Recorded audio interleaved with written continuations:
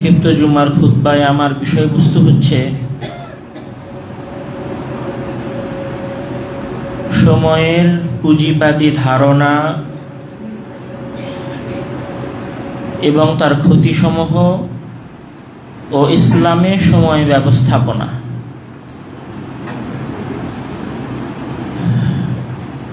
সম্মানিত উপস্থিতি, এখানে প্রথমে একটা জিনিস আমাদের বোঝার আছে, সেটি হচ্ছে যে আপনি কোন জিনিসকে কোন রূপে মানুষের সামনে প্রকাশ করতে পারছেন সেইটার উপরে মূলত মানুষের অ্যাকশন নির্ভর করে। একটা সাধারণ ঘটনা, কিন্তু মেইনস্ট্রিম মিডিয়া যদি সেই ঘটনাটাকে বিশাল আকারে প্রকাশ করে, তখন মানুষের সেই ঘটনার প্রেক্ষিতে অ্যাকশন একরকম হয়। আর একটা বিশাল ঘটনা, সেটাকে যদি মেইন স্ট্রিমের মিডিয়াগুলো ছোট আকারে আপনার সামনে পরিচিত করায়, তাহলে আপনার অ্যাকশন ঠিক ওই ছোটকে কেন্দ্র করেই হয়। যেমন আমি আরও কাছের উদাহরণ দিয়ে বোঝাই, যখন ধরেন পাশ্চাত্য বিশ্ব চেয়েছে যে আমরা সন্ত্রাসী বলতে চোখ বন্ধ করলে কিরকম চেহারা দেখতে পাবো, মানে যখন সন্ত্রাসী এই শব্দটা উচ্চারণ করা হবে, তখন একজন মানুষ তার কল্পনায় কেমন চেহারা দেখতে পাবে, এটা পাশ্চাত্য বিশ্ব নির্ধারণ করে দিয়েছে। সেটা কি, যে একজন মানুষ যখন সন্ত্রাসী শব্দটা শুনবে, চোখ বন্ধ করবে এবং তার চেহারাটা কল্পনা করবে, তখন সে দেখবে যে মাথায় লাগানো কালো অথবা সাদা পাগড়ি, যার মুখে দাঁড়িয়ে আছে এবং মাথায় টুপি আছে। তো একটা রূপ মানুষের সামনে পরিচিত করিয়ে দেওয়া হয়েছে, তখন মানুষ ওইটাকেই ওই জিনিসের রূপ মনে করা শুরু করেছে। যেমন ধরেন আমাদের সমাজে আমরা রাজাকারের রূপ কল্পনা করতে কি কল্পনা করি? সবাই আমরা রাজাকারের রূপ কল্পনা করতে এটাই কল্পনা করি যে রাজাকার মানে যার মুখে দাঁড়িয়ে আছে এবং মাথায় টুপি আছে। রাজাকার এর বাইরে আর অন্য কেউ নয়। মানে এখানে দাড়ি চাষা মানুষ কোনোদিন রাজাকার হতে পারে, এটা আমাদের কল্পনাতেও আসে না কোনো সময়। তো আমাদেরকে এই রূপের সাথে পরিচয় করানো হয়েছে। তো এই পরিচিত করানোটাই হচ্ছে সফলতা। যে যেভাবে যে জিনিসকে পরিচিত করাতে পারবে, সেটা তার বিজনেস আইডিয়া, এবং সেইখান থেকে সে তার উদ্দেশ্য অর্জন করতে পারবে। যেমন ধরেন, যদিও সমসাময়িক বিষয় সরাসরি এইভাবে কথা বলা উচিত না, তারপর আমাদের উপদেষ্টাদের মধ্যে একজন ছিলেন Asif Mahmud. Main stream media তাকে কি হিসেবে দেখানোর চেষ্টা করেছে? একটা গুন্ডা, একটা ডাকাত, যে কোটি কোটি টাকা লোপাট করেছে। আমরা তখন তার ওই চেহারাটাই দেখেছি, কিন্তু দেখা গেল যে সে কিছুদিন আগে তার পুরো পরিবারের ব্যাংক স্টেটমেন্ট জনগণের সামনে প্রকাশ করে দিয়েছে। তো আপনাকে একটা রূপ দেখানো হচ্ছিল যেটা আসলে বাস্তব রূপ নয়। ঠিক ওই রকম আপনারা দেখবেন কোনো এক দাড়িওয়ালা ব্যক্তির, যে সচিবালয়ে অনেক ঘোরাফেরা করত, তার বিষয়ে কি বলা হয়েছিল যে সে 400 কোটি টাকার মতো লোপাট করেছে। তো যখনই আপনি চোখ বন্ধ করতেন, তখনই আপনি কল্পনা করতেন যে ওই লোকটার চেহারা, যখনই আপনি কল্পনা করতেন তখনই আপনি ভাবতেন যে এর প্রথম বৈশিষ্ট্য কি? এর প্রথম বৈশিষ্ট্য হচ্ছে চোর।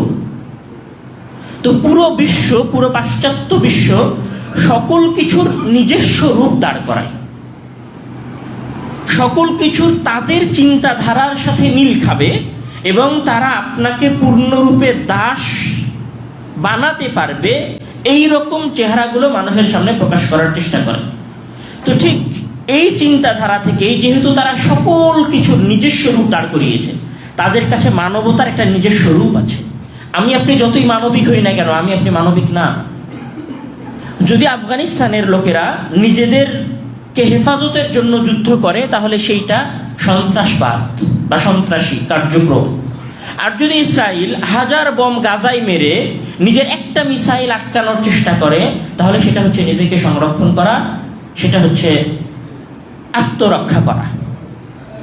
আপনি হাজার হাজার কোটি টাকা ডোনেশন করছেন, এটা আপনার কাছে মানবিকতা না।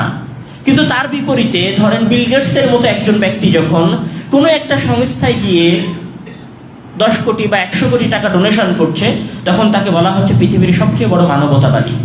তো তো পাশ্চাত্য যখন যে জিনিসের যেরকম আকৃতি দাঁড় করাতে চেয়েছে, আমরা তখন সেই জিনিসকে সেই আকৃতিতেই চিনেছি। তো তারা যে জিনিসগুলোর আকৃতি পরিবর্তন করার চেষ্টা করেছে, তার মধ্যে সবচেয়ে বড় যে জিনিসটার আকৃতি তারা পরিবর্তন করার চেষ্টা করেছে সেটা হচ্ছে সময়। সময় বলতে আমি যদি বলি যে গ্রিক সময়ে, মানে গ্রিক সভ্যতার যুগে সময়কে তারা চিনত একটি মহাজাগতিক বিষয় হিসেবে, যেটা মানুষের ধরা ছোঁয়ার বাইরে।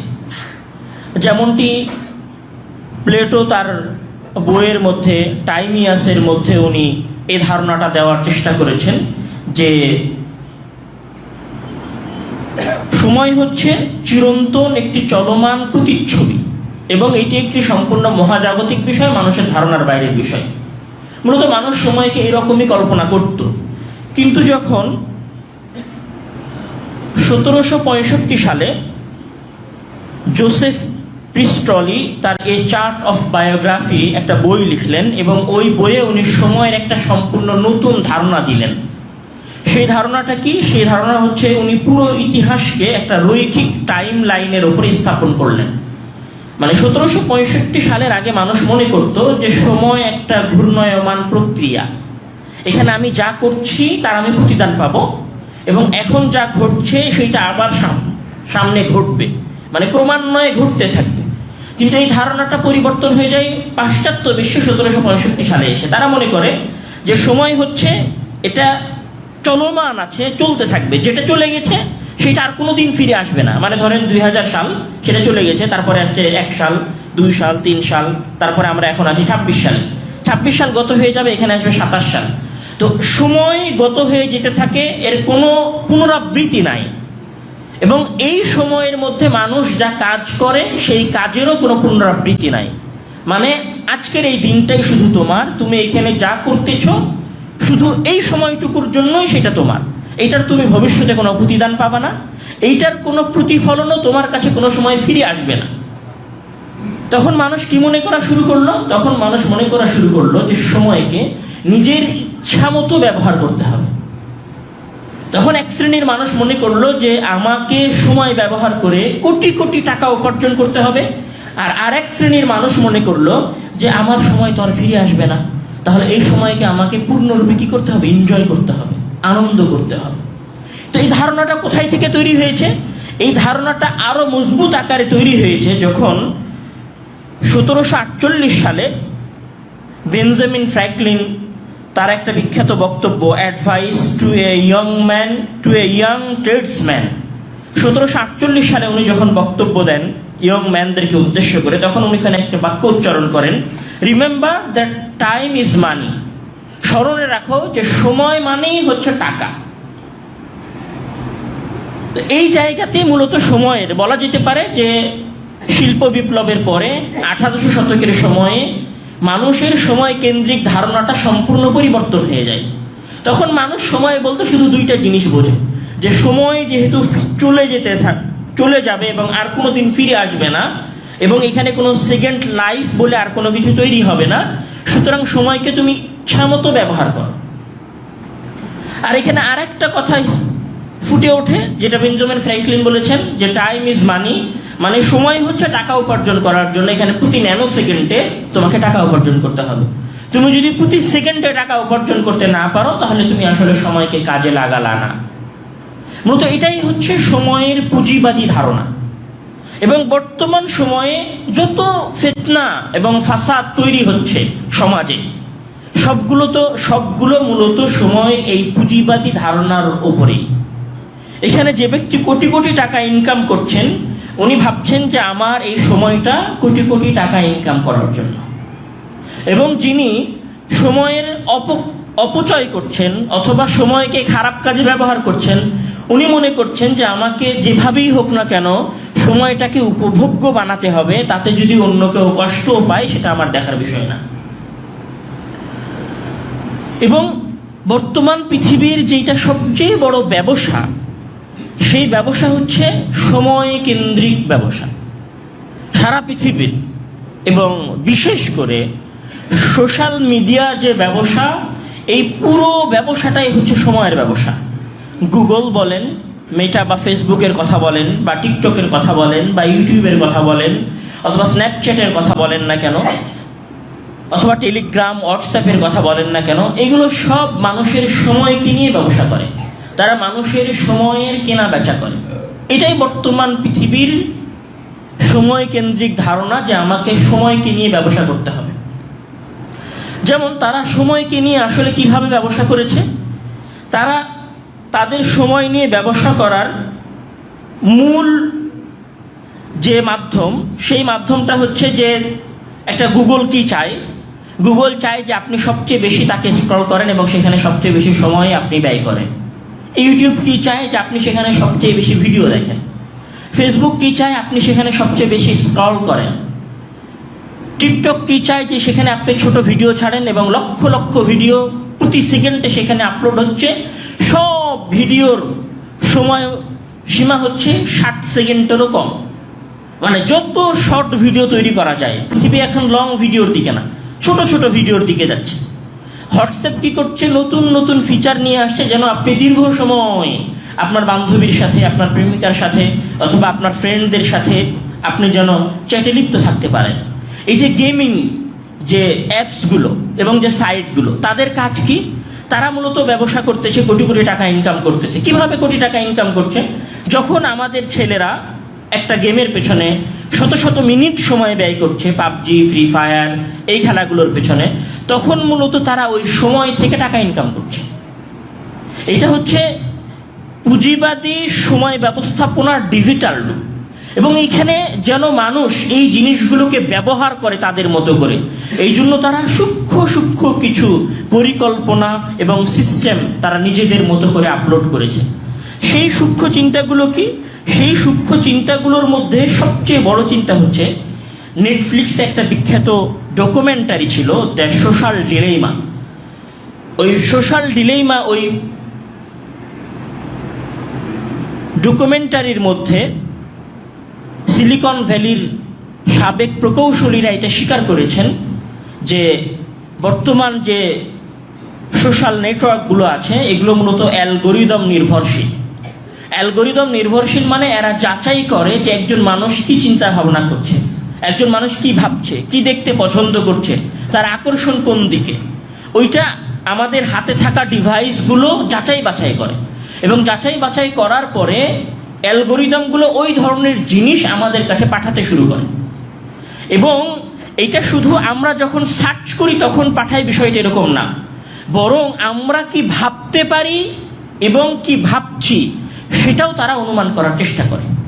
তখন এখানে একজন বিখ্যাত গবেষক, উনি হার্ভার্ড বিজনেস স্কুলের এমিরাটস অধ্যাপক শোসানা জুবোফ, উনি এই সিস্টেমটাকে, মানে অ্যালগোরিদম নির্ধারণের এই প্রক্রিয়াটাকে উনি একটা সুন্দর নাম দিয়েছিলেন। উনি নাম দিয়েছিলেন যে নজরদারি পুঁজিবাদ। মানে এই পুরো পুঁজিবাদটা নজরদারির উপর নির্ভরশীল। মানে এখন যদি আমি বলি যে আমাদের সবাইকে নজরদারির মধ্যে রাখা হয়েছে, শুনতে খারাপ দেখাবে, শুনতে খারাপ লাগবে। নজরদারি মানে কি? আপনার পেছনে গোয়েন্দাগিরি করা হচ্ছে, মানে আপনাকে দেখা হচ্ছে যে আপনি কি করছেন। তো গোয়েন্দাগিরি করাটা আমাদের কাছে নেগেটিভ ওয়ার্ড এবং নেগেটিভ কাজ। এই জন্য তারা এই শব্দটাকে পর্যন্ত চেঞ্জ করে দিয়েছে। তারা কি বলছে যে ফেসবুকের অ্যালগোরিদম সিস্টেম। কিসের অ্যালগোরিদম সিস্টেম? এটা কোনো অ্যালগোরিদম সিস্টেম না, এটা হচ্ছে গোয়েন্দাগিরি করা, অবৈধ গোয়েন্দাগিরি করা মানুষের উপরে। তারা এই অবৈধ গোয়েন্দাগিরির মাধ্যমে আমাদের সময়গুলোকে নিজেদের আয়ত্তে রেখেছে এবং নিজেদের ইচ্ছা মতো ব্যয় করাচ্ছে। এবং এই যে আমরা বলি যে আমাদের ফেসবুকে দুই ধরনের স্ক্রলিং সিস্টেম আছে। একটা হচ্ছে আমরা নিচের দিক থেকে উপরের দিকে যেতে থাকি, মানে স্ক্রিনটাকে নিচ থেকে উপরের দিকে দিই, এটা একটা সিস্টেম। আর একটা হচ্ছে যখন দেওয়া শেষ হয়ে যায় এবং মোটামুটি একটা পর্যায়ে দাঁড়ায় থাকে, তখন নতুন সংবাদ নিয়ে আসার জন্য আমরা উপর থেকে স্ক্রিনটাকে নিচের দিকে টান দিই।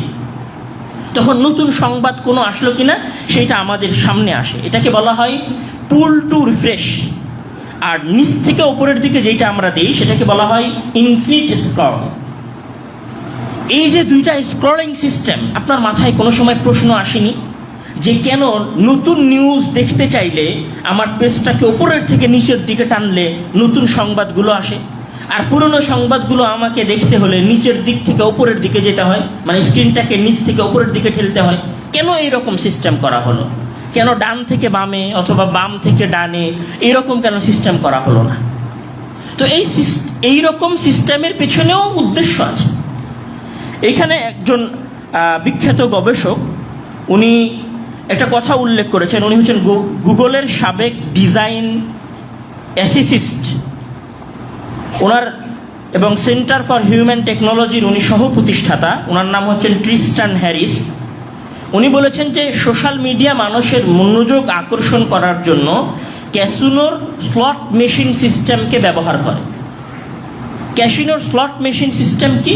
ক্যাসিনোর স্লট মেশিন সিস্টেম হচ্ছে, যখন আপনারা হয়তো মোবাইলে বা অনেক সময় ভিডিওতে ক্যাসিনো সিস্টেমটা দেখেছেন, যে ক্যাসিনো হচ্ছে একটা টেবিলের মতো থাকে যেটাকে ঘোরানো হয় এবং যেখানে গিয়ে পয়েন্ট আটকে যাবে সেই জায়গার ওপর ভিত্তি করে মূলত কে কত টাকা পাবে সেটা নির্ধারণ হবে।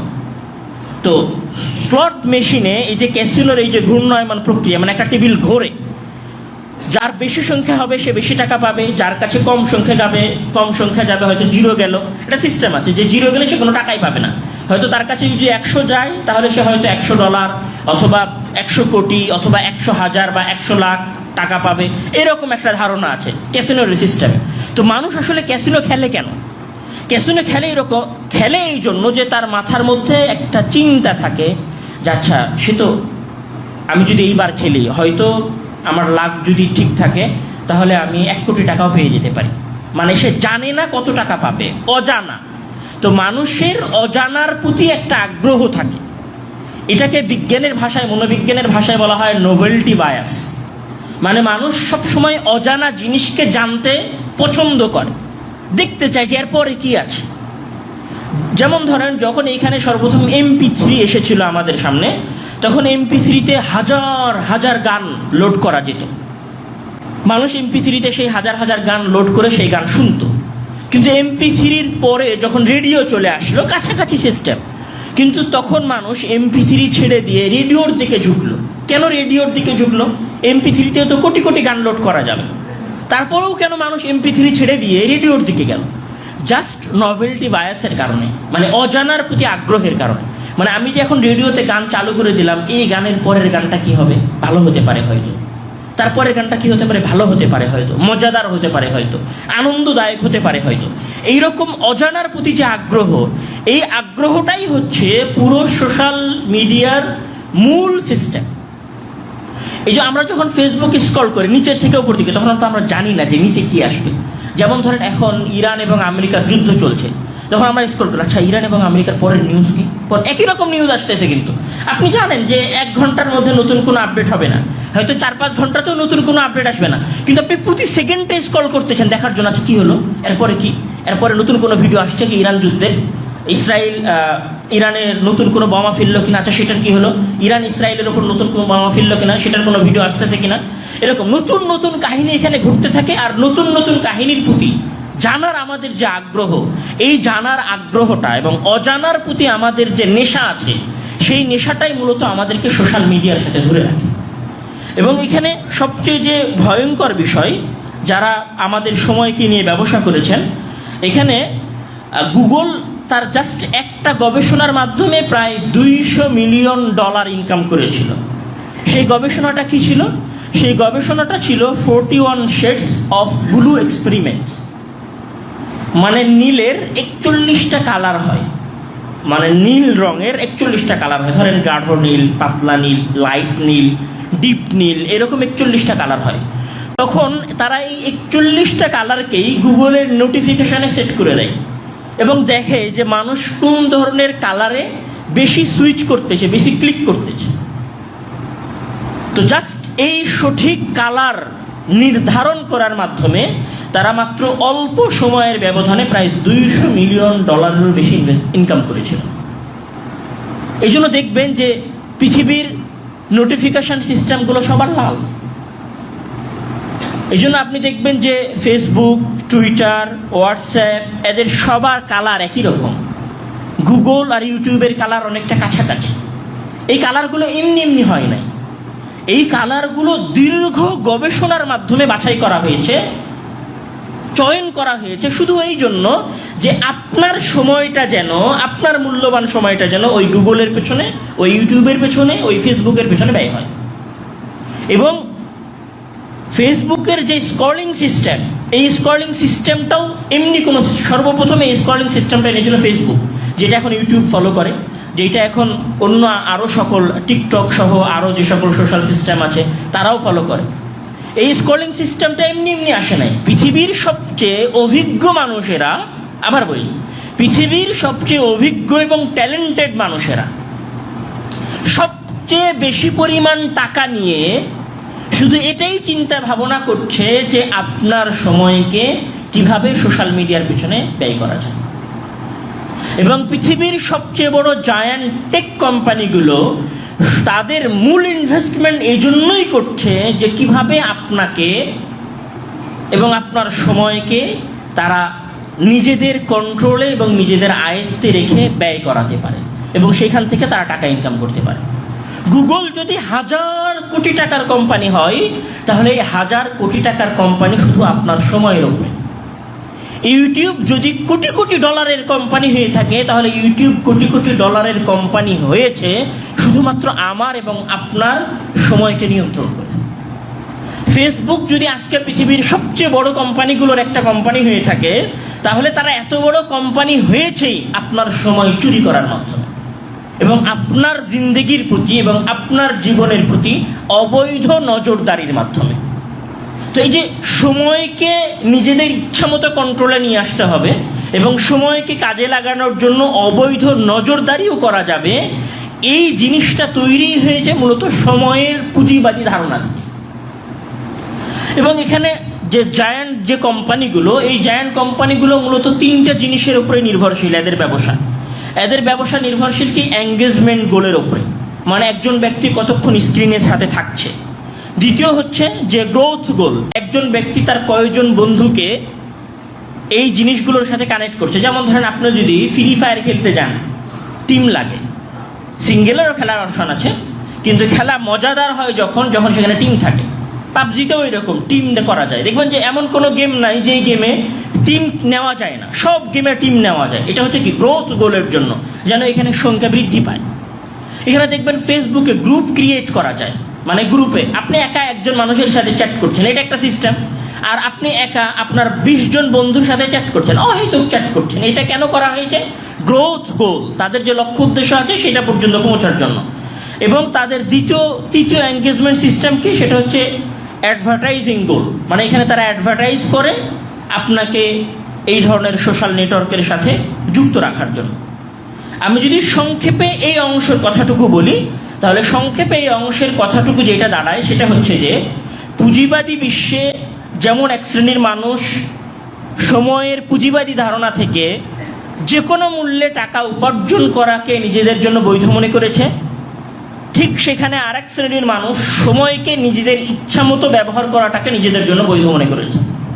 আর উভয় শ্রেণীর বৈধতায় এখানে এক শ্রেণীর ব্যবসায়ী কোটি কোটি ডলারের মালিক হয়েছে, আর এখানে আরেক শ্রেণীর মানুষ নিজেদের সময়কে অপচয় করার মাধ্যমে ক্ষতির মধ্যে নিমজ্জিত হয়েছে। চাকরি থেকে বঞ্চিত হয়েছে, ব্যবসা থেকে বঞ্চিত হয়েছে, জীবনে সামনের দিকে এগিয়ে যেতে পারেনি, পড়ালেখা ভালো হয়নি। এরকম হাজারো কেস আছে আমাদের সমাজে যে সময়কে ইচ্ছামতো ব্যবহার করার কারণে, সময়কে ইচ্ছামতো গেম, ফেসবুক, ইউটিউব, টুইটারের পিছনে ব্যবহার করার কারণে তার পড়াশোনার যে গোল ছিল সেই গোলটা সে অর্জন করতে পারেনি। তো উভয় শ্রেণীর সময়কে নিজেদের ইচ্ছামতো বৈধ করে নেওয়ার কারণে এক শ্রেণী যেমন লাভবান হয়েছে, আরেক শ্রেণী সেই রকম ওই লাভবানের ভিত্তিতে ক্ষতির মধ্যে নিমজ্জিত হয়ে গেছে। দ্বিতীয় যে বিষয়টা আসে সেটা হচ্ছে যে বর্তমান পৃথিবীতে মানুষ সবচেয়ে বেশি সময় যে মোবাইলের পেছনে ব্যয় করছে, নিজেদের সময়কে যে সবচেয়ে বেশি মোবাইল, টিভি এবং এই জাতীয় ইলেকট্রিক্স পণ্যের পিছনে ব্যয় করছে, তার প্রমাণ হচ্ছে বর্তমান পৃথিবীর এবং বর্তমান বিশ্বের সাধারণ মানুষের মাঝ থেকে উঠে আসা রিপোর্টগুলো। আমি যদি জাস্ট একটা উদাহরণ দেই যে 2023 এবং 24 সালে বিশ্বব্যাপী ইন্টারনেট ব্যবহারকারীদের একটা পরিসংখ্যান হয়েছিল। সেই পরিসংখ্যানে দেখা গেছে যে প্রত্যেক মানুষ গড়ে নিয়মিত প্রায় 6 ঘন্টা 40 মিনিট সময় মোবাইলের পেছনে ব্যয় করে। 6 ঘন্টা 40 মিনিট সময়। যদি 6 ঘন্টা 40 মিনিট সময় হয়, তাহলে একজন মানুষ তার পুরো জীবনের 14 বছর লাগাতার কোনো কাজই করে নাই, শুধুমাত্র মোবাইল ব্যবহার করেছে। আমরা বুঝাতে পারিনি হিসাবটা। বর্তমান পৃথিবীর হিসাব অনুযায়ী বা ইন্টারনেট ব্যবহারকারীদের ইন্টারনেট ব্যবহার করার যে পরিসংখ্যান, সেই পরিসংখ্যানে দেখা গেছে যে একজন মানুষ সাধারণত সারাদিনে 6 ঘন্টা 40 মিনিট সময় ইন্টারনেটে, ফেসবুক অথবা মোবাইলের, আমরা যদি সহজ ভাষায় বলি, মোবাইলের পেছনে ব্যয় করে। তো 6 ঘন্টা 40 মিনিট যদি একজন মানুষ দৈনিক ব্যয় করে, তাহলে এই ব্যয়টা একজন মানুষের সারা জীবনের উপরে গুণ দিলে যে সংখ্যাটা দাঁড়াবে, সেটা হচ্ছে প্রায় 14 বছর। মানে 14 বছর আমি এবং আপনি কোনো কাজই করিনি, শুধুমাত্র মোবাইল ব্যবহার করেছি। আপনি কি এটা কল্পনা করতে পারেন?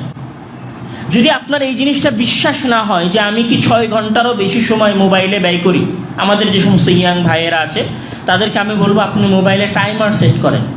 মানে ওইখানে দেখা যায় যে একটা অ্যাপস আপনি কতক্ষণ ব্যবহার করেছেন, কতক্ষণ আপনি একটা অ্যাপস স্ক্রল করেছেন, সেটা দেখা যায়। ওই সিস্টেমও মোবাইলে আছে। আপনি ওই সিস্টেমটা চালু করেন, আপনি দেখবেন যে আপনার সময় অন্তত 4 থেকে 5 ঘন্টার উপরে গিয়ে দাঁড়িয়েছে। আপনার যদি তাও বিশ্বাস না হয়, আপনি দেখেন যে সকালবেলা ঘুম থেকে ওঠার পরে সবার আগে কোন জিনিস আপনি হাতে নিয়েছিলেন? মোবাইল। এবং যখন আপনি ঘুমানোর জন্য বিছানায় যাচ্ছিলেন, তখন আপনার হাতে সর্বশেষ কোন জিনিসটা ছিল? মোবাইল ছিল। শুধুমাত্র যে সমস্ত মানুষের, আমাদের যে সমস্ত আঙ্কেল এবং দাদারা আমাদের সময়ের বাইরে, হয়তো তাদের জন্ম 80-র আগে, তারা হয়তো মোবাইলের প্রতি আসক্ত না, বা 90-এর আগে তারা হয়তো মোবাইলের প্রতি আসক্ত না, কিন্তু 90-এর পরে যাদের জন্ম, আমাদের দৈনিক 5 থেকে 7 ঘন্টা সময় আমরা মোবাইলের পিছনে ব্যয় করি। এবং আমেরিকার একটা গবেষণা সংস্থা 2024 সালে অফকমস তাদের মিডিয়া নেশনস এবং অনলাইন নেশনসে একটা প্রতিবেদন উল্লেখ করেছিল। সেখানে তারা দেখিয়েছে যে আমেরিকান প্রাপ্তবয়স্করা গড়ে 4.5 ঘন্টা সময় মোবাইলের পিছনে ব্যয় করে, এবং শিশুরা, মানে 8 থেকে 14 বছর বয়সী শিশুরা পর্যন্ত প্রতিদিন গড়ে 3 ঘন্টা সময় মোবাইলের পিছনে ব্যয় করে। তাহলে একটা মানুষ যদি 3 ঘন্টা সময় মোবাইলের পিছনে ব্যয় করে, তাহলে এটা তার পুরো জীবনের উপরে পুরো জীবনের উপরে গুণ দিলে প্রায় 7 বছর সময় সে একাধারে মোবাইলের পেছনে ব্যয় করেছে। মানে আমার এবং আপনার জীবনের মেয়াদ যদি 60 বছর হয়, তাহলে আমরা 53 বছর অন্য কোনো কাজ করেছি, আর বাকি 7 বছর আমরা শুধুমাত্র মোবাইল ব্যবহার করেছি।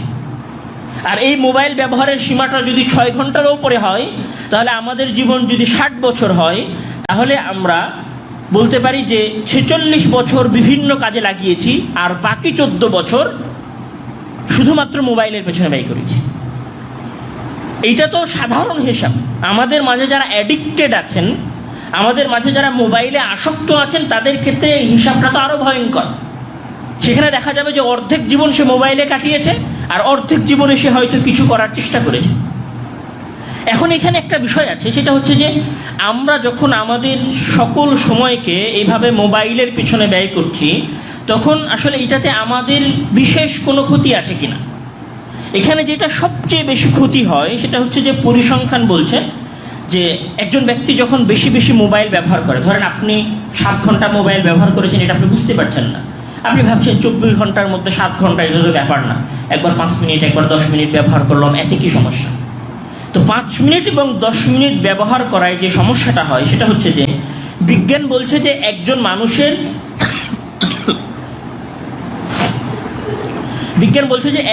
মানুষ যখন কোনো কাজে মনোযোগ দেন, তখন ওই কাজে পূর্ণ মনোযোগ নিয়ে আসতে তার সময় লাগে 23 মিনিট 15 সেকেন্ড। তা আপনি চিন্তা করেন যে একটা কাজে গভীর মনোযোগ নিয়ে আসতে যদি 23 মিনিট 15 সেকেন্ড সময় লাগে, তাহলে আপনি একটা কাজ একটানা করি কতক্ষণ? আমরা তো একটা কাজ একটানা 15 মিনিট করি না। আমরা তো একটা কাজ, যারা খুব বেশি পরিশ্রমী, তারা হয়তো একটা কাজ একটানা আধা ঘন্টা করে। তাহলে একটা কাজ যদি আপনি একটানা আধা ঘন্টা করেন, আধা ঘন্টার পরে যদি আপনি একবার ফোন হাতে নেন, তাহলে আপনার মনোযোগ ডিস্ট্রাক্ট হয়ে গেছে। মানে পূর্ণরূপে আবার মনোযোগ ফিরাতে আপনার 23 মিনিট সময় লাগবে। আপনি হয়তো মনে করছেন যে আমি মোবাইল ছেড়ে পড়তে বসে গেছি, কিন্তু আপনার পড়া ওই লেভেলে মাথার মধ্যে ঢুকছে না যেই লেভেলে পূর্ণ মনোযোগ থাকলে মাথার মধ্যে ঢোকার কথা ছিল। এবং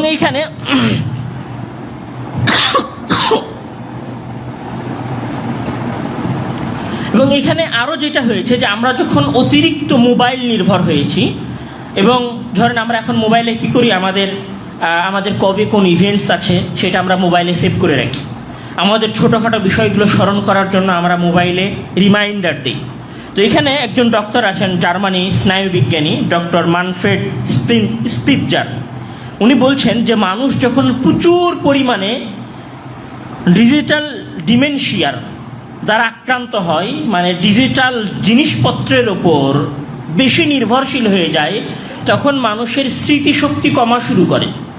মানে ধরেন উনি উদাহরণ দিয়েছেন এটাকে ব্যায়ামের সাথে। মানে একজন মানুষ আগে খুব ব্যায়াম করত, এখন হুট করে সে ব্যায়াম করা ছেড়ে দিয়েছে, তখন তার কোষগুলো নরম লুজ হওয়া শুরু করে এবং ধীরে ধীরে তার পুরো বডিটা ভেঙে পড়ে। তো মানুষের মস্তিষ্কও হচ্ছে ঠিক মানুষের শরীরের ওই কোষের মতো। সে যখন নিজে কোনো কিছু স্মরণ করে না, সব কিছু চ্যাট জিপিটির উপর নির্ভরশীল হয়ে যায়, সব কিছুতে সে যখন জেমিনাইয়ের উপর নির্ভরশীল হয়ে যায়, সব কিছুতে সে যখন গুগলের টু ডু লিস্টের উপর নির্ভরশীল হয়ে যায়, সব কিছুতে সে যখন মোবাইলের রিমাইন্ডারের উপর নির্ভরশীল হয়ে যায়, তখন ধীরে ধীরে তার স্মৃতিশক্তি এবং মুখস্থ ক্ষমতা কমতে থাকে, তার অজান্তেই দুর্বল হতে থাকে। এবং এখানে আরও একটা জিনিস হয়, সেটা হচ্ছে যে অতিরিক্ত মোবাইল নির্ভর হওয়ার কারণে মানুষের যে সৃজনশীলতাটা আছে, এই সৃজনশীলতাটা ব্যাপক হারে কমতে থাকে। মানুষ অসৃজনশীল হয়ে যায় অতিরিক্ত মোবাইল ব্যবহার কারণে। এবং এইখানে 2017 সালে একটা গবেষণা হয়েছিল, যেই গবেষণাটার নাম ছিল ব্রেইন ড্রেইন। টেক্সাস বিশ্ববিদ্যালয়ের অধ্যাপক আদ্রিয়ান ওয়ার্ড এবং ওনার বন্ধুরা এই গবেষণাটা চালিয়েছিলেন ব্রেইন ড্রেইন নামে। এই গবেষণায় ওনারা দেখিয়েছেন যে একজন মানুষ যখন মোবাইল ব্যবহার করে তার সময়কে ব্যয় করে এবং সময়কে কাজে লাগিয়ে, তখনই যে শুধু তার ক্ষতি হয় বিষয়টা এরকম না, বরং মোবাইলটা যদি তার পকেটে থাকে অথবা মোবাইলটা যদি তার টেবিলেও থাকে, তখনও তার ক্ষতি হয়। কিভাবে ক্ষতি হয়? ক্ষতিটা এইভাবে হয় যে তার মাথার উপর একটা চাপ তৈরি হয় যে আমার মোবাইলে কি কোনো নোটিফিকেশান আসলো, মানে মোবাইলটা সাইলেন্ট করে রেখেছে, এই মনে করে সাইলেন্ট করে পকেটে ঢুকিয়েছে যে আমি মোবাইলটা আর বের করবো না। এটা মনে করেই মোবাইলটা পকেটে ঢুকিয়েছে যে আমি মোবাইলটা আর এখান থেকে বের করে দেখবো না যে আমাকে কে মেসেজ দিল, দিয়ে সে পড়তে বসেছে। তো বিজ্ঞানীরা বলছেন যে এই চিন্তা ভাবনাটাও তার ক্ষতি করে এবং তার মাথার উপরে একটা প্রেশার ক্রিয়েট করে এবং তার মনোযোগকে আরও বেশি ডিস্ট্রাক্ট, আরও বেশি এলোমেলো করে দেয়। এবং ওনারা দেখিয়েছেন যে একজন মানুষ যখন তার মোবাইল তার পকেটে রাখে অথবা টেবিলে রাখে, তখন তার মনোযোগ কেমন থাকে, আর একজন মানুষ যখন মোবাইলটাকে তার ঘরের বাইরে অন্য কোথাও রেখে চলে আসে, তখন তার মনোযোগ কেমন থাকে। মোবাইল যদি মানুষের আশেপাশে থাকে তাহলে মানুষের মনোযোগের লেভেল অনেক কম থাকে, আর এই মোবাইলটা যখন মানুষের ধরাছোঁয়ার বাহিরে থাকে, এক ঘর দুই ঘর পরে থাকে, তখন সেইখানে মনোযোগের লেভেলটা একটু হাই থাকে। এবং ওনারা এটাও দেখিয়েছেন যে একজন মানুষের গড় মনোযোগ 2004 সালে, বর্তমান কথা বলছে না, 2004 সালে একজন মানুষের গড় মনোযোগ ছিল 150 সেকেন্ড। 150 সেকেন্ড মানে 3 মিনিট। মানে আমরা 2004 সালে যদি একজন মানুষের গড় মনোযোগ ধরে রাখার পার্সেন্টেজ হয় 3 মিনিট, তাহলে আমাদের বর্তমান সময় 2026 সালে এসে মনোযোগ ধরে রাখায় আমাদের পার্সেন্টেজ হবে কত? 1 মিনিট বা 1 মিনিটেরও কম। এবং 2023 সালের একটা গবেষণায় দেখা গেছে যে মানুষের মনোযোগের মাত্রা হচ্ছে 47 সেকেন্ড বর্তমান সময়। মানে আমরা 47 সেকেন্ড পর্যন্ত নিজেদের মনোযোগ ধরে রাখতে পারি। 47 সেকেন্ড পরে আমাদের মনোযোগ বর্তমান মোবাইলের কারণে এবং বর্তমান আধুনিক মিডিয়ার কারণে আমাদের মনোযোগগুলো এলোমেলো হয়ে যায়। এবং ওইখানে journal of the American medical association তারা একটা গবেষণা প্রকাশ করেছিল। সেই গবেষণায় তারা দেখিয়েছেন যে একজন মানুষ দিনে প্রায় 2600 বার ফোন টাচ করে, দিনে 2600 বার ফোন টাচ করে এবং ফোন আনলক করে 150 বার। তাহলে এই যে পুরো ব্যবসা, এই যে পুরো পৃথিবীর, আমি যদি বলি যে মোবাইল ব্যবসা থেকে নিয়ে শুরু করে মোবাইলে যা কিছু আছে, পুরো ব্যবসাটাই হচ্ছে আপনার সময় এবং আপনার মনোযোগের ব্যবসা। এই যে বিজ্ঞান, আমরা যে বলি বিজ্ঞপ্তি বা অ্যাডের যে ব্যবসা, এই অ্যাডের ব্যবসাটা কিসের ব্যবসা? এই অ্যাডের ব্যবসাটা হচ্ছে মনোযোগ কেড়ে নেওয়ার ব্যবসা। এই যে মোবাইলের ব্যবসা, এই মোবাইলের ব্যবসাটা কিসের ব্যবসা? ধরেন এই যে এখন স্যামসাং S26 আলট্রা বের হয়েছে, কিছুদিন আগে আইফোন 17 প্রো ম্যাক্স বের হয়েছিল। আপনি কল্পনা করেন যার কাছে 16 প্রো ম্যাক্স ছিল, যে 17 প্রো ম্যাক্সে আপগ্রেড হয়েছেন, আপনি দুই ফোনের মাঝে কি পার্থক্য পেয়েছেন? কিছুই না। যে 25 ব্যবহার করতেন এবং 26-এ এখন এসেছেন, অথবা 21-এ ছিলেন এখন 25-এ এসেছেন, দুইটার মাঝে আপনি কি তফাৎ পেয়েছেন? এবং সেই তফাৎটাকে আপনি কোন কাজে ব্যবহার করতে পেরেছেন? কোনো কাজেই ব্যবহার করতে পারেন, বিশেষ কোনো কাজে ব্যবহার করা যায়নি। এখানে কি হয়েছে? জাস্ট তারা আপনার মনোযোগ এবং সময় দুইটাকে এমনভাবে কন্ট্রোল করেছে যে আপনি চিন্তা করতে পারেন না তাদের চিন্তার বাইরে। আপনি ওই মোবাইলটাকে ভালো মনে করেন যেই মোবাইলটাকে ইউটিউবাররা ভালো বলে, আপনি ওই পণ্যটাকেই যোগ্য এবং উপযুক্ত মনে করেন যেটার অ্যাড আপনার সামনে বেশি আসে। আপনি ওই, এমনকি রমজান মাসে আপনি ওই সেমাইটাই বেশি কিনবেন যেই সেমাইয়ের অ্যাড আপনার সামনে বেশি আসবে। রমজান মাসে আপনি ওই জামাটাই অর্ডার দিবেন অনলাইনে যেই জামাটার অ্যাড আপনার সামনে বেশি আসতেছে। তাহলে পুরো পৃথিবীটা আপনাকে নিয়ে ব্যবসা করছে আপনার সময় এবং আপনার মনোযোগের উপরে। সমস্যা হচ্ছে যে এই সময় এবং এই মনোযোগ কিভাবে বহির্বিশ্ব আপনার কাছ থেকে ছিনিয়ে নিচ্ছে, এটার কোনো ধারণা এবং এটার কোনো চিন্তা আপনার মাথায় কোনো সময় আসেনি, আর আপনি আনারও প্রয়োজন মনে করেননি। কেননা আপনি তো ভেবেছেন যে আমি 30 মিনিটে মাত্র একবার মোবাইলে হাত দিয়েছি, এটা আপনার কাছে কিছু না। কিন্তু 30 মিনিটে একবার মোবাইল হাত দিতে গিয়ে আপনি যে সারাদিনের 7 ঘন্টা সময় মোবাইলের পিছনে ব্যয় করেছেন, সেটা নিয়ে আপনার কোনো ধারণাই নাই। এবং আপনি মোবাইলের যে অ্যাড দেখছেন, এবং এই অ্যাডগুলো যখন আপনি দেখছেন তখন আপনার কাছে মনে হচ্ছে যে এটা ভালো পণ্য, একটা নতুন পণ্য। আপনি কোনো সময় এটা মনে করেননি যে এই অ্যাডগুলোর মাধ্যমে আপনার মনোযোগকে আকর্ষণ করার চেষ্টা করা হচ্ছে। পুরো পৃথিবীর ব্যবসাটাই চলছে আপনার সময় এবং আপনার মনোযোগের উপরে। এবং এই সময় এবং এই মনোযোগের ব্যবসায় সবচেয়ে বেশি ক্ষতিগ্রস্ত কারা হয়েছে?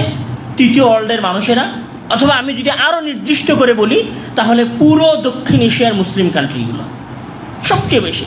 এবং এই সময়ের অপব্যবহারের হার আধুনিক যন্ত্রপাতির মাধ্যমে, এটা আমাদের যা আছে তার চাইতে আরব কান্ট্রিগুলোতে আরও বেশি।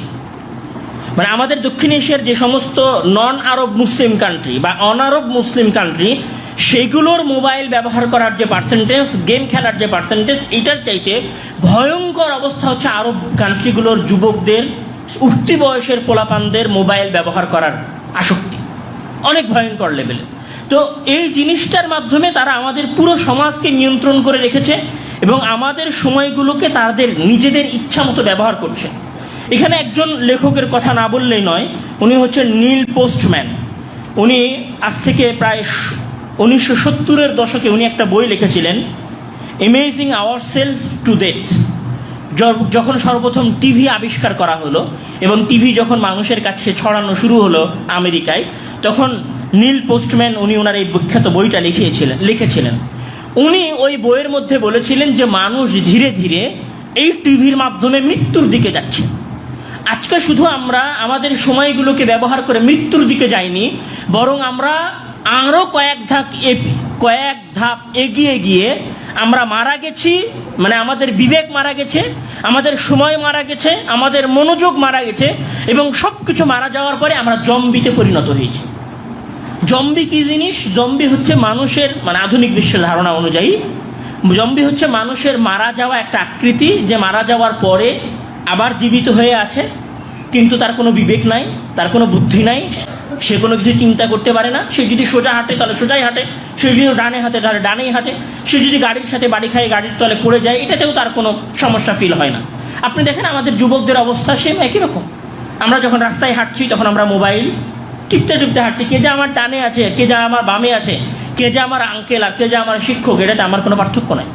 আমি যখন গাড়িতে উঠেছি, আমি একবার গাড়িতে উঠেছি ঢাকা মিরপুর 1-এ, কখন আমি ঘুরতে ঘুরতে ঘুরতে ঘুরতে এক জায়গা থেকে আরেক জায়গার আমার যে 2-3 ঘন্টার একটা দূরত্ব ছিল, আমি সেই 2-3 ঘন্টার দূরত্ব পার হয়ে গেছি মোবাইলের মধ্যে ব্যস্ত থেকে। তো আমি যেখানে বলতে চাচ্ছি যে আমার পুরো কথার মধ্যে কেন মোবাইলের কথাটা বারবার আসছে, আমি আপনাকে এটা বুঝাতে চাচ্ছি যে আপনার পুরো সময় যে জায়গায় অপচয় হচ্ছে সেটা মোবাইল, এর বাইরে আমাদের সময় অন্য কোথাও আসলে অপচয় হয় না। এবং পুঁজিবাদী সময় ব্যবস্থায় আমাদের সকলের সময় তারা কিনে নিয়েছে এবং নিয়ন্ত্রণ করে ফেলেছে। আপনি যদি এই জিনিসটাকে স্বীকার না করেন এবং আপনি যদি এই জিনিসটাকে কোনোভাবে মেনে না নেন, তাহলে আপনি কোনোদিন সামনের দিকে আগাতে পারবেন না। আপনার প্রথম ফাইট এবং আপনার প্রথম যুদ্ধ এবং আপনার জীবনের মূল লড়াই এখানেই শুরু হতে হবে।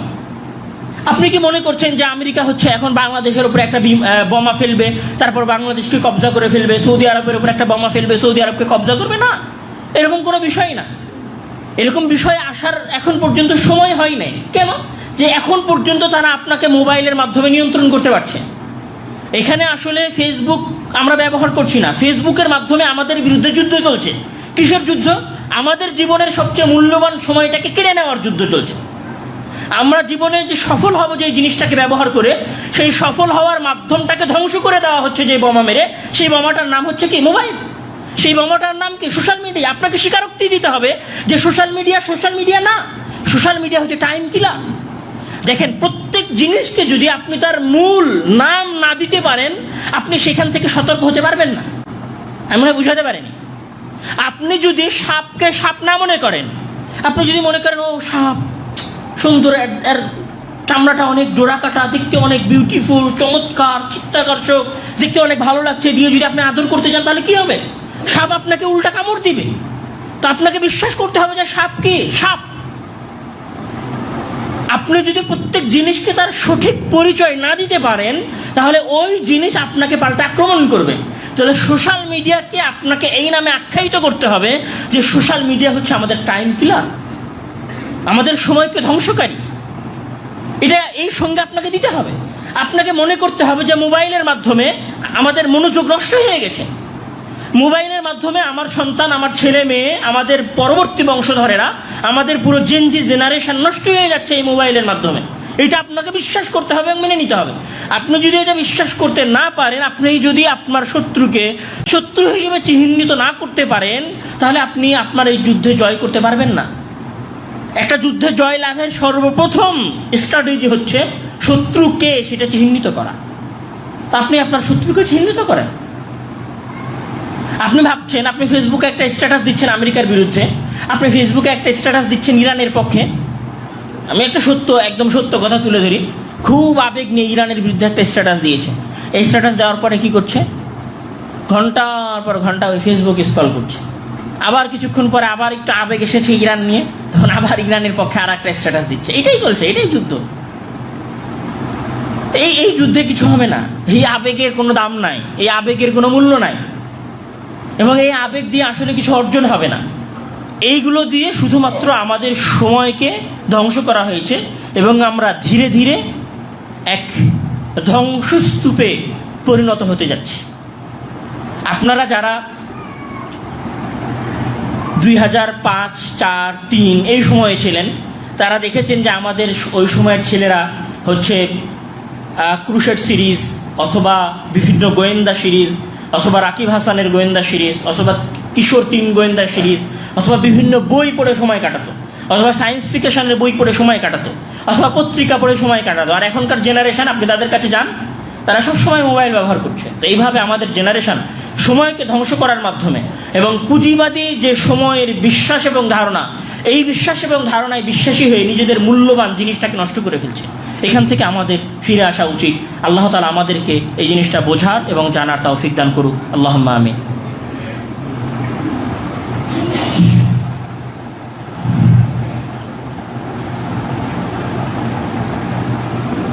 ইন্নাল হামদুলিল্লাহি ওয়াহদাহু ওয়াসসালাতু ওয়াসসালামু আলা মান লা নাবিয়্যা বা'দাহু, আম্মা বা'দ। লাস্টের একটা কথা, সেটা হচ্ছে যে এটা তো সারা বিশ্বের সময় কেন্দ্রিক ধারণা যে সময়কে কাজে লাগিয়ে টাকা ইনকাম করতে হবে। আর এক শ্রেণীর মানুষ ভাবছে যে সময় একদম সংক্ষিপ্ত, এটাকে আমাকে পূর্ণরূপে এনজয় করতে হবে। কেন আমি গেম খেলবো না? এটা তো আমার গেম খেলার সময়। কেন আমি পাবজি ফ্রি ফায়ার খেলবো না? এটা তো আমার পাবজি ফ্রি ফায়ার খেলার সময়। আমি কেন মোবাইল ব্যবহার করবো না? এটাই তো মোবাইল ব্যবহার করার সময়। আমি এখন S26 আলট্রা কিনবো না, তো আমি কখন S26 আলট্রা কিনে এইটার মজা নিব? আমাকে তো এখনই মজা নিতে হবে, কারণ আমি ইয়াং। এটা হচ্ছে বর্তমান পৃথিবীর ধারণা। কিন্তু এর বিপরীতে আসলে ইসলামের ধারণাটা কি? ইসলাম সবসময় যে জিনিসটা করে, বা ইসলাম সবসময় তার নিয়ম কানুনের ক্ষেত্রে যে জিনিসটাতে বিশ্বাস করে, সেটা হচ্ছে ইসলাম অলওয়েজ সামগ্রিক কল্যাণ। মানে কোন জিনিসের সামগ্রিক কল্যাণ হবে এটা ইসলাম নির্ধারণ করে। সেটা যদি আমার আপনার কাছে সাময়িকভাবে খারাপ মনে হয় তাও, যেমন ধরেন ইসলামের সামগ্রিক রুলস হচ্ছে যে কেউ যদি কোনো মানুষকে হত্যা করে তাহলে তাকে হত্যা করতে হবে। ইসলামের সামগ্রিক রুলস হচ্ছে যে কেউ যদি কোনো কিশোরীকে ধর্ষণ করে তাহলে তাকে হত্যা করে ফেলতে হবে। এখন আপনি যদি এই আইনটা বাস্তবায়ন করতে চান তাহলে আপনার কাছে মনে হবে এটা একটা অসামাজিক আইন, এটা একটা অমানবিক আইন, এটা মনে হবে। কিন্তু দীর্ঘমেয়াদী এবং সামগ্রিক কল্যাণ বিবেচনা করলে এটার একটা বিশাল কল্যাণ আছে। যেমন ধরেন ইসলাম গীবতকে নিষিদ্ধ করেছে। এখন আপনি যদি এই গীবত নিষিদ্ধ করার এই কথাটাকে আপনি যদি বর্তমান প্রিন্ট মিডিয়ায় নিয়ে আসেন, মানে নিউজ পেপারের সাথে নিয়ে আসেন, তাহলে আপনার মনে হবে যে নিউজ পেপার তো চলবেই না, কেননা নিউজ পেপারে তো শুধু গীবত হয়। এই ওর দোষ প্রকাশ করে, ওই ওর দোষ প্রকাশ করে, এই ওর বিরুদ্ধে কথা বলে, ওই ওর বিরুদ্ধে কথা বলে। তখন আপনার মনে হবে তাহলে নিউজ পেপার কীভাবে চলবে? ইসলাম তো একদম ব্যাক ডেট, পিছনের দিকে ফিরে যাচ্ছে না। ইসলাম একজন দুইজন মানুষের কল্যাণ চিন্তা করে না, ইসলাম সবসময় কল্যাণ চিন্তা করে, সামগ্রিক কল্যাণ। ঠিক ওই রকম ইসলাম যখন সময়ের কথা বলেছে তখন ইসলাম সামগ্রিক কল্যাণের কথা চিন্তা করেছে। ইসলামের কাছে সময় বলতে কি? ইসলামের কাছে সময় মানে মানুষের জন্য আল্লাহ প্রদত্ত সবচেয়ে বড় নিয়ামত হচ্ছে সময়। কিভাবে মানুষের জন্য আল্লাহ প্রদত্ত নিয়ামত হচ্ছে সময়? আল্লাহ তাআলা এই পৃথিবীতে মানুষকে যা কিছু দিয়েছেন সবই হচ্ছে তার নিয়ামতের অন্তর্ভুক্ত। যেমন আল্লাহ তাআলা বলছেন, ওয়া ইন তাউদ্দু নি'মাতাল্লাহি লা তুহসুহা, তোমরা যদি আল্লাহ তাআলার নিয়ামত গণনা করা শুরু করো তাহলে তোমরা গুণে শেষ করতে পারবে না। মানে এইখানে আসমানের বৃষ্টি থেকে নিয়ে শুরু করে একটা ভুট্টার যে দানা আছে, একটা ধানের যে দানা আছে, একটা জবের যে দানা আছে, সেই দানা পর্যন্ত সকল কিছুই হচ্ছে আল্লাহ তাআলার নিয়ামত। আপনার যে গাড়ি আছে এবং আপনার যে ব্যবসা আছে, এই ব্যবসাটাও ইসলামের পরিভাষায় যদিও বা এটা আপনার উপার্জন করা, তথাপিও এটা হচ্ছে আল্লাহ তাআলার নিয়ামত। এখন আল্লাহ তাআলার এই নিয়ামতটাকে আপনি কখন ব্যবহার করেন বা কার মধ্যে থেকে ব্যবহার করেন? আপনি আল্লাহ তাআলার এই নিয়ামতটাকে ব্যবহার করার জন্য আল্লাহ তাআলা আপনাকে যে জিনিসটা দিয়েছেন সেটা হচ্ছে মহান আল্লাহ তাআলা আপনাকে সময় দিয়েছেন। আপনি চিন্তা করেন, আপনার হাত আছে, আপনার পা আছে, আপনার মুখ আছে, আপনার পেট আছে, সবই আছে, কিন্তু আপনার রূহ এবং নাফসটা আপনার শরীরে নাই। সবই আছে, আপনার পুরো শরীর ঠিক আছে, কিন্তু আপনার নাফসটা আপনার শরীর থেকে বের হয়ে গেছে। আপনি দেখতে পাচ্ছেন যে আমি আমার শরীর থেকে বের হয়ে উপরে আসমানের দিকে উঠে চলে গেলাম, ফেরেশতারা আমাকে কবজ করে নিয়ে চলে গেল। আপনি দেখতে পাচ্ছেন আপনার পুরো শরীর আপনার বাড়ির উঠোনে ঠিক রাখা আছে, আপনার সামনে তখন খাবার আছে, আপনি ওই খাবারটা খেতে পারেন না। আপনার একটা গাড়ি আছে, মোটরসাইকেল আছে, আপনি সেই মোটরসাইকেলে, আপনার শরীর সুস্থ আছে কিন্তু তারপরেও আপনি উঠতে পারছেন না। কেন? আপনার সময় ফুরিয়ে গেছে। তাহলে আল্লাহ তাআলা সকল নিয়ামতকে ব্যবহার করার এবং উপভোগ করার জন্য যে জিনিসটা দিয়েছেন সেই জিনিসটার নাম কি? সেই জিনিসটার নাম হচ্ছে সময়। ওয়ালিকুল্লি উম্মাতিন আজাল, সকল মানুষের জন্য আমি একটা নির্দিষ্ট সময়সীমা দিয়েছি। ইযা জা আজালুহুম লা ইস্তাখিরুনা সাআতান ওয়া লা ইস্তাকদিমুন, সময় চলে আসলে 1 মিনিট দেরি হবে না আর 1 মিনিট আগেও সময় ফুরাবে না। যেমন আল্লাহ তাআলা বলছেন যে হুয়াল্লাযী খালাকাকুম মিন তিনিন সুম্মা কাযা আজালা, উনি যখন তোমাদেরকে মাটি থেকে সৃষ্টি করেছেন তখন তিনি তোমাদেরকে সময় দিয়েছেন। মানে জীবনটা কি? জীবনটা হচ্ছে সময়। তাহলে সকল নিয়ামতকে উপভোগ করার মাধ্যম যদি সময় হয় তাহলে সময়টা কত বড় নিয়ামত! আমি বুঝাতে পারিনি এই কথা। সকল নিয়ামতকে উপভোগ করার মাধ্যম যদি সময় হয় তাহলে সময়টা কত বড় নিয়ামত! সময়টা হচ্ছে একটা বিশাল নিয়ামত। তো আল্লাহ তাআলা মানুষের কাছে তার সকল নিয়ামতের মানে পাই পাই করে হিসাব নেবেন, উনি কোথাও মানুষকে বিন্দু মাত্র ছাড় দিবেন না। তাহলে মহান আল্লাহ তাআলা সময়ের নিয়ামতের ক্ষেত্রেও মানুষকে কি দিবেন না? ছাড় দিবেন না। তাহলে সময়ের ব্যাপারে ইসলামের সবচেয়ে বড় ধারণা হচ্ছে সময় আল্লাহ প্রদত্ত নিয়ামত এবং এইটার হিসাব আল্লাহ তাআলা নিবে। আর আল্লাহ তাআলা যখন কোনো কিছুর হিসাব নেয় তখন সেখানে মানদণ্ড দাঁড়ায় এইটা যে আমি ওই নিয়ামতকে নিজের ইচ্ছা মতো ব্যবহার করতে পারবো না। তাহলে আমরা আমাদের সময়কে ইচ্ছা মতো ব্যবহার করতে পারবো না। মানে এইখানে টাইম ইজ মানি, এই স্লোগান ইসলামের সম্পূর্ণ বিরোধী স্লোগান। কেননা ইসলামে টাইম ইজ মানি না, ইসলামে হচ্ছে সময়টা একটা নিয়ামত এই সময় ব্যবহার করে আপনি ইচ্ছা মতো টাকা উপার্জন করতে পারবেন না, আর এই সময়টাকে আপনি ইচ্ছা মতো খরচও করতে পারবেন না। আপনি দুটা ইচ্ছা মতো করতে পারবেন না, দুটার লিমিটেশন আছে। যেমন ধরেন যে কোটি কোটি টাকা উপার্জন করছে, তাকে আল্লাহ তাআলা এটা বলে দিয়েছে যে ওয়ালি আহলিকা আলাইকা হাক্কুন ওয়ালি নাফসিকা আলাইকা হাক্কুন, যে তোমার আত্মার তোমার উপর হক আছে এবং তোমার পরিবারের তোমার উপর হক আছে। মানে তুমি সারাদিন রাত 3টা-4টা পর্যন্ত ফ্রিল্যান্সিং করে কোটি কোটি টাকা উপার্জন করবে না, এটা বৈধ না। শরীরকে হক দিতে হবে। ও জাআলনাল লাইলা লিবাসা, আমরা রাতকে ঘুমের জন্য করেছি। তাহলে ইসলাম প্রথমত এই থিওরিতে বিশ্বাস করে না যে আপনি আনলিমিটেড টাকা উপার্জন করবেন আনলিমিটেড সময়কে ব্যয় করে। আর দ্বিতীয় যে জিনিসটা ইসলাম বিশ্বাস করে না সেটা হচ্ছে যে আমার সময়, আমি এখন মৌজ করি, মাস্তি করি, 2 দিনের দুনিয়া, ফুর্তি করব, খাবো, এই থিওরি ইসলামের সাথে যায় না। কেন? সময়টা হচ্ছে ইসলামে আল্লাহ তাআলার নিয়ামত, আর নিয়ামত ইচ্ছা মতো ব্যবহার করা যায় না। এটা হচ্ছে ইসলামের সময় কেন্দ্রিক প্রথম ধারণা। আর ইসলামের সময় কেন্দ্রিক দ্বিতীয় ধারণা কি? ইসলামের সময় কেন্দ্রিক দ্বিতীয় ধারণা হচ্ছে যে আল্লাহ তাআলা প্রতি ইঞ্চি প্রতি সেকেন্ড সময়ের আল্লাহ তাআলা হিসাব নেবেন। কিভাবে? রাসূল সাল্লাল্লাহু আলাইহি ওয়াসাল্লাম বলছেন যে قال رسول الله صلى الله عليه وسلم لا تزول قدم عبد يوم القيامة حتى يسأل عن عمره فيما أفناه। আর আরেক ওই হাদিসের এই হাদিসের মধ্যে রাসূল সাল্লাল্লাহু আলাইহি ওয়াসাল্লাম বলছেন যে লা তাজুলু কাদামা আবদিন ইয়াউমাল কিয়ামাতি হাত্তা ইসআলা আন উমরিহি ফিমা আফনা, যে কিয়ামতের দিন একজন মানুষ 1 সেকেন্ডও, 1 পাও সামনে এগোতে পারবে না, 1 পদক্ষেপও সামনে এগিয়ে যেতে পারবে না যতক্ষণ না সে হিসাব দেয় আন উমরিহি ফিমা আফনা, যে সে তার সময়কে কোন কাজে ব্যবহার করেছে। তাহলে সময় হচ্ছে জবাবদিহিতার জায়গা। ইসলামে বা একজন মুসলিমকে এটা মনে করতে হবে যে আমাকে সময়ের জন্য, সময় ব্যয় করার জন্য আল্লাহ তাআলার সামনে প্রশ্নের সম্মুখীন হতে হবে। মানে আমি যে ইচ্ছা মতো ফ্রি ফায়ার খেলছি, আমি একজন মুসলিম হওয়ার পর ইচ্ছা মতো ফ্রি ফায়ার খেলার অধিকার রাখি না। আমি একজন মুসলিম হওয়ার পরে, মানে আমি আল্লাহ এবং আল্লাহ রাসূলের প্রতি ঈমান আনার পরে ঘন্টার পর ঘন্টা ফেসবুক স্ক্রল করার অধিকার রাখি না। এটা ঈমান পরিপন্থী কাজ। মানে আপনার ঈমান যদি ঠিকঠাক থাকে, বহল থাকে, তাহলে আপনাকে এটাও জানতে হবে যে আমাকে প্রতি সেকেন্ড সময়ের হিসাব আল্লাহর কাছে দিতে হবে। তাহলে আমাকে যদি প্রতি সেকেন্ড সময় আল্লাহর কাছে দিতে হয়, তাহলে যে প্রতি সেকেন্ড সময়ের হিসাব আল্লাহর কাছে দিবে সে কিভাবে ঘন্টার পর ঘন্টা পাবজি খেলতে পারে? পারে না। সাংঘর্ষিক বিষয়, দুইটা সম্পূর্ণ সাংঘর্ষিক বিষয়। মানে আমি যদি আখিরাতের উপরে বিশ্বাস রাখি তাহলে আমাকে এই বিশ্বাসও রাখতে হবে, মানে আমি যদি মরণে বিশ্বাস রাখি আর আমি যদি কিয়ামত দিবসে বিশ্বাস রাখি, তাহলে আমাকে এটাও বিশ্বাস রাখতে হবে যে আমি আমার পাবজি এবং ফ্রি ফায়ার খেলার, ফেসবুক, ইউটিউব এবং নেটফ্লিক্সে ভিডিও দেখার যদি 1 ঘন্টারও একটা মুভি দেখে থাকেন, তাহলে ওই 1 ঘন্টার মুভিরও হিসাব আল্লাহ তাআলার কাছে আপনাকে দিতে হবে। যদি টিকটকে 60 সেকেন্ড কেন 30 সেকেন্ডের একটা ভিডিও আপনি দেখে থাকেন, চোখের সামনে দিয়ে একবার অতিক্রম হয়ে থাকে, তাহলে ওই 5 সেকেন্ড ভিডিওর হিসাব মহান আল্লাহ তাআলার কাছে আপনাকে দিতে হবে। কেননা সময় আল্লাহ তাআলার দেওয়া মানুষের জন্য সবচেয়ে বড় নিয়ামতগুলোর একটা নিয়ামত। আপনি এটাকে আপনার ইচ্ছা মতো ব্যয় করতে পারেন।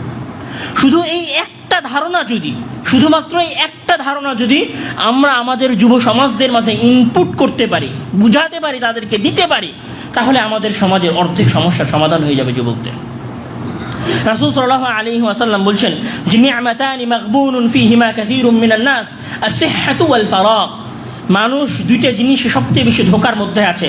একটা হচ্ছে তার সুস্বাস্থ্য, আর একটা হচ্ছে তার ভালো সময়। আমাদের যুবকদের এই সময়টা হচ্ছে ভালো সময়, আর আমরা এই ভালো সময়ে ধোঁকার মধ্যে আছি। পুরো সময়টা খেলাধুলা, হয় ক্রিকেট খেলি না হলে ক্রিকেট খেলা দেখি, হয় ফুটবল খেলি না হলে ফুটবল খেলা দেখি। যদি এগুলোর কোনোটাই না করা যায় তাহলে মোবাইল চালাই, যদি মোবাইল না চালানো যায় তাহলে নেটফ্লিক্সে মুভি দেখি, যদি মুভিও না দেখা যায় তাহলে টিভি দেখি, যদি তাও না করা যায় তাহলে বন্ধুদের সাথে গল্প করে সময় ব্যয় করি। কিন্তু আমাদের মূল লক্ষ্য হয়ে গেছে যে কোনো মূল্যে সময় পার করতে হবে। এবং এটা এত ভয়ঙ্কর পর্যায়ে গেছে জানেন, যে রমজান মাস চলছে, রমজান মাসে আচ্ছা এখন ইফতারের কত মিনিট বাকি আছে? ও 8 মিনিট, যে 8 মিনিট, এখনো 8 মিনিট, আর একটু ভিডিও দেখি। আমরা এটা করি। একজন আরেকজনকে বলে যে একটু মোবাইল দেখ, তাহলে সময় পার হয়ে যাবে। মানে রমজান মাসে সিয়ামের মতো একটা ইবাদতের যে সময়, সেই সময় আমরা অহেতুক কাজে পার করাতে বিন্দুমাত্র চিন্তা ভাবনা করি না। সম্মানিত উপস্থিতি, আমাদের মুসলিম হওয়ার কারণে এই বিশ্বাসী হতে হবে, যেটা রাসূল সাল্লাল্লাহু আলাইহি ওয়াসাল্লাম আমাদেরকে বলেছেন যে সময় আল্লাহ তাআলার পক্ষ থেকে দেওয়া মানুষের জন্য সবচেয়ে বড় নিয়ামত। আল্লাহ তাআলা যখন কোনো কিছুর কসম খান, তখন আল্লাহ তাআলা যখন কোনো কিছুর কসম কোরআনের মধ্যে খেয়েছেন বা উঠিয়েছেন উনি কসম, তখন সেটার উদ্দেশ্য হয় ওই জিনিসের গুরুত্ব বোঝানো। তো আল্লাহ তাআলা কোরআনের মধ্যে কখনো কসম খেয়েছেন ওয়াল লাইলি ইযা ইয়াগশা, রাতের কসম। কখনো তিনি খেয়েছেন ওয়াল ফাজরি, সকালের কসম। কখনো উনি খেয়েছেন কি ওয়াল আসর, সময়ের কসম। কখনো উনি খেয়েছেন ওয়াদ-দুহা, দুপুরের কসম। তাহলে আল্লাহ তাআলা সময়ে শপথ করেছেন। মানে সময় আল্লাহ তাআলার কাছে অতি গুরুত্বপূর্ণ একটা জিনিস। এই জন্য আমাদেরকে সময়ের ক্ষেত্রে সতর্ক হতে হবে। আমাদেরকে চিন্তা করতে হবে যে আমরা আমাদের সময়কে কোথায় ব্যবহার করছি। আমাদেরকে এটা জানতে হবে, এটা ভাবতে হবে যে আমরা সময়কে কিভাবে ব্যবহার করলাম। সময় আপনার নিজের নয়। সময় পুঁজিবাদী সময় ব্যবস্থাপনা যেভাবে সময়কে শুধুমাত্র আপনার নিজের করে দিয়েছে, যেটা আপনি যেভাবে খুশি ইচ্ছা মতো ব্যবহার করতে পারেন, এই ধারণা ভুল ধারণা। আমাদেরকে ধারণা থেকে বের হয়ে আসতে হবে এবং মনে করতে হবে সময় আল্লাহ তাআলার দেওয়া আমানত। আল্লাহ তাআলা আমাদের প্রতি সেকেন্ড সময়ের হিসাব নেবেন। সুতরাং আমরা জেনে বুঝে সময়কে ব্যয় করব এবং সময়কে সঠিকভাবে ব্যবহার করার সবচেয়ে বড় ট্রেনিং পিরিয়ড হচ্ছে এই রমাজান মাস। রমাজান মানুষকে শেখায় যে কিভাবে সময় ব্যয় করতে হয়। রমাজান মানুষকে শেখায় কিভাবে নিজেদের সময়কে কাজে লাগাতে হয়, কিভাবে সকালবেলা উঠতে হয়, কিভাবে দ্রুত ঘুমিয়ে যেতে হয়। এগুলো রমাজান মাস আমাদেরকে শেখায়। আল্লাহ তাআলা আমাদেরকে এই রমাজান মাসে এই সময়ের মূল্য বোঝার এবং সময়কে সঠিক কাজে লাগিয়ে বিশ্বের এই প্রতিযোগিতায় সামনে এগিয়ে যাওয়ার তৌফিক দান করুক এবং আমাদের জেনারেশনকে সময় অপচয়ের এই ফিতনা থেকে বেঁচে থাকার তৌফিক দান করুক। আল্লাহুম্মা আমিন। ওয়া আখিরু দাওয়ানা আলহামদুলিল্লাহি রাব্বিল আলামিন। আসসালামু আলাইকুম ওয়া রাহমাতুল্লাহি ওয়া বারাকাতুহু।